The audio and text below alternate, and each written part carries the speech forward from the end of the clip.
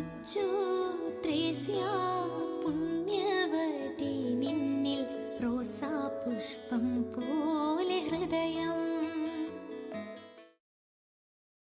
ചെറുപുഷ്പമൊഴികൾ. ലിസ്യുവിലെ ചെറുപുഷ്പത്തോടൊപ്പം 100 ദിനങ്ങൾ. ഇന്ന് നമ്മൾ ധ്യാനിക്കുന്ന ചെറുപുഷ്പമൊഴി കൊച്ചുത്രേസ്യ തൻ്റെ സഹോദരിയായ സെലിൻ എഴുതിയ ഒരു എഴുത്തിൻ്റെ ഭാഗമാണ്. അതിപ്രകാരമാണ്: ഓ ജീവിക്കുക, കയ്പിൻ്റെയും മനക്ലേശങ്ങളുടെയും ഭൂമിയിൽ കഴിഞ്ഞുകൂടുക എത്ര വിഷമകരം.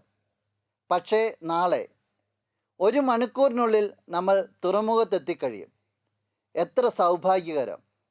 നിത്യത മുഴുവനിലും യേശുവിനെ മുഖാമുഖം ധ്യാനിക്കുക എത്ര നല്ലതായിരിക്കും.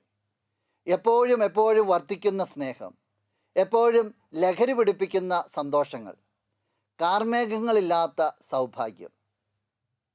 ഞങ്ങൾക്കേറെ പ്രിയപ്പെട്ട പുണ്യവതി, നിന്റെ സഹോദരി സെലിനോട് പറയുക, ജീവിതത്തിൻ്റെ ഈ കയ്പുകളും മനക്ലേശങ്ങളും എല്ലാം വിട്ടുകളഞ്ഞിട്ട് സ്വർഗത്തിലേക്ക് എത്തുമ്പോൾ സന്തോഷത്തിൻ്റെ ഒരു തീരമാണെന്നുള്ളതാണ്.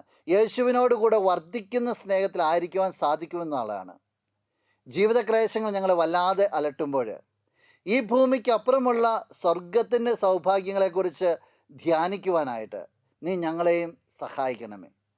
നിൻ്റെ ശക്തിയേറിയ മാധ്യസ്ഥം മൂലം ഞങ്ങളിപ്പോൾ അപേക്ഷിക്കുന്ന ഈ നന്മകൾ നമുക്ക് നമ്മുടെ എല്ലാ നിയോഗങ്ങളെ ഒന്ന് ചേർത്ത് വയ്ക്കാം. കൊച്ചു ത്രേസ്യ പുണ്യവതി നിന്നിൽ റോസാപുഷ്പം